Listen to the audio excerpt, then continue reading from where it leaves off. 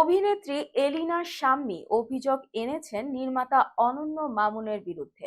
তবে এলিনার অভিযোগের পরে মুখ খুলেছেন নির্মাতাও। তাদের পাল্টাপাল্টি অভিযোগে দেশের মিডিয়া পাড়া সরব হয়ে উঠেছে।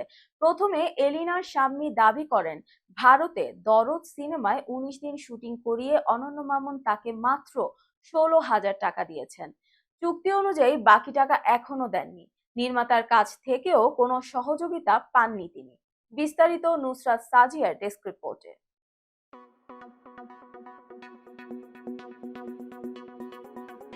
এলিনার অভিযোগের পর ফেসবুকে অনন্য মামুন লিখেছেন, এলিনা প্রতিদিন ১০,০০০ টাকা করে নেয়ার চুক্তি করেন, কিন্তু এক পর্যায়ে অভিনেত্রী তার কাছে দাবি করেন সম্ভব হলে তিনি যতটুকু পারেন মামুন যেন তাকে সেই পারিশ্রমিক দেন।